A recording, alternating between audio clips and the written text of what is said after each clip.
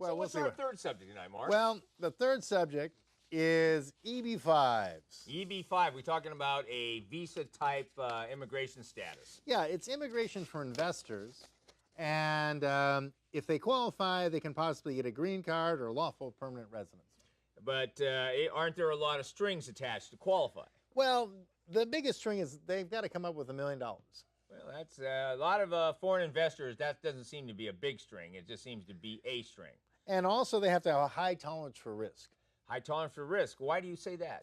Well, because they're supposed to take that $1 million and invest it in a new commercial enterprise. Right. And if you look at startups, a lot of them fail.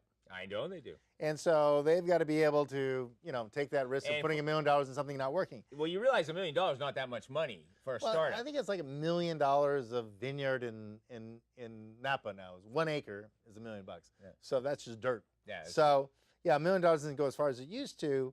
But yeah, not only do you have to put the $1 million and put it in a business and have that a successful business, but for 2 years after your I-525 is approved, I-526 is approved, you've got to employ 10 full-time workers. Yeah, well, so there I see where the $1 million is going is to employ 10 workers. It's a kind of back to work act. Right. But it's to be funded by somebody that's coming here that wants a visa to stay here. Right. So, okay, so we have somebody coming in. Now, what other conditions are there? Well, one thing about it is that they want it to be clean money. When you say clean money, does that mean well washed in a washer and a dryer, or do you mean that it's traceable? Well, they want to be able to trace the money back and say, what's the source? Is this a legitimate source of When money? you say a legitimate source, but when money's coming from overseas, what is actually legitimate? Well, you would have to show how it was earned or how it was acquired. Okay, but what if it's inherited?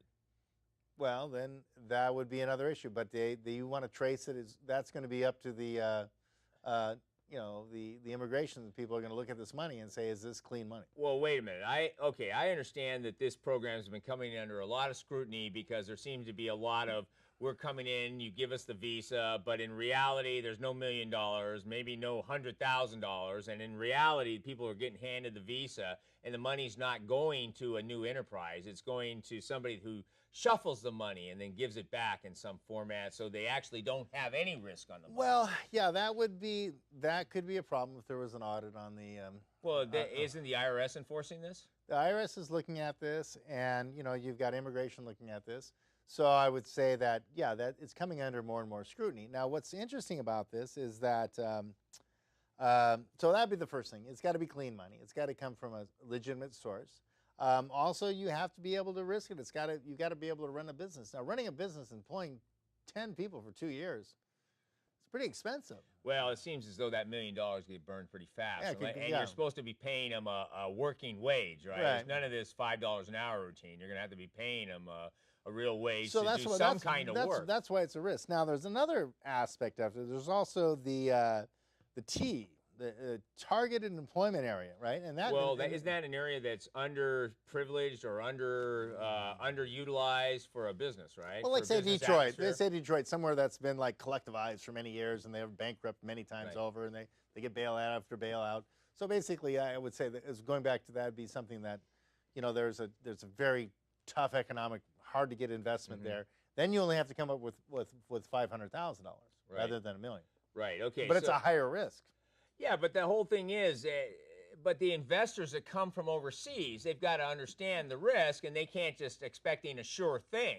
And I understand a lot of the problem is with these programs that a lot of and why they're under scrutiny is a lot of the investors are expecting their money back and to be paid back and with interest and all this other thing. So they're actually using a double whammy. They're getting the free visa, the get out of jail free card to come here and live, but then they want their money back. Because I understand that's one of the areas where it's kind of has been turned into a scam. That's what the IRS would allege. That would they allege? That's what they'd be looking at. Was that with Lois Lerner? Yeah, they would be looking at that, and they would be saying, look, what you're doing here is you're just kind of shuffling the money around, and it's not really going into the business. It's not going into a business, but you get your visa anyway. Right. It's not really going into the business. But I think they're looking at that pretty closely now. And one reason that it's getting more and more high profile is that Canada used to have some kind of investor immigration. They're not doing that as much or at all anymore. So. And why is that? I don't know why Canada shut theirs down. Because they found too much fraud in the program? And maybe Canada's not as big. Maybe I mean, there's not as much room, so maybe they don't need more people. Well, I mean, the U.S. is looking at this because, you know, the U.S. is capital starved now for a lot of different reasons we're not going to go into. But, you know, there's a lot of new rules and capital has kind of fled the United States. So there's a lot of, you know, like most companies that make money, like American companies that make money overseas don't want to repatriate it because there's issues because there. of the huge tax burden. But I mean, there's a lot of reasons. But basically, we're capital starved now. So the U.S. is saying, look, we want to bring in capital. Right. So where Canada may not need that capital, you know, possibly. But so that's kind of more people are coming. And also, it used to be if you had Canadian papers, was reasonably easy to immigrate into the U.S. Yes. So I mean, it was like that was another way of getting in. There's another freebie because if you can buy your way into Canada, then you can get into the U.S. then it's effectively pretty easy to get into on the a US. reciprocity of Canadian citizens versus U.S. citizens. Or even, you know, you're not necessarily going to get citizenship, but you would get lawful permanent residence, you would get a green card. So that's some of the big issues. Now, another thing is what's involved for the person who does the investment. They don't have to do day-to-day management, but they may have to exhibit some type of management effort. Yeah, well, I understand that they have to use some type of, they have to have some ability to do strategic planning, to offer advice, and some kind of like official position, although they may not be involved with day-to-day, but they have to have some kind of official position so that they are actually participating in the company and not just a sham of saying that I'm involved, but they actually have to do something, and you have to have a record of that. And whether it's not as a board meeting once a quarter, or you know how many times a year, or so, whatever, I know that they have to have something like that to show that they are involved at some level. Right. But their involvement, it can be really low level involvement. Basically, they can have in time commitment. It can be a low level time commitment involvement, but they do have to have something on the books to validate their fact that why they got the visa and what they're doing, and they also have to validate that the money came in, and that they have the workers, and that they're doing something besides just sending them home like dock workers in the old days. And you know, and then who are you going to employ? I'm going to employ my brother. Where is he? Yeah, he's at home watching TV. But no, we need him on the books. So instead of having people on the books, they actually need somebody that's actually doing something so they can verify. Right. Okay, so that's the EB-5. Now there's also so there's about 10,000 visas are allocated per year, and at this point there hasn't been a lot of strain on it. It's not the H1 like the H1Bs where 50,000 and there's more applicants than there are positions. Here it's been pretty close. Now with Canada shutting down, maybe that's going to change. Maybe we're going to get a lot more applications than we have. Right. And I think that, you know, right now immigration is a huge thing.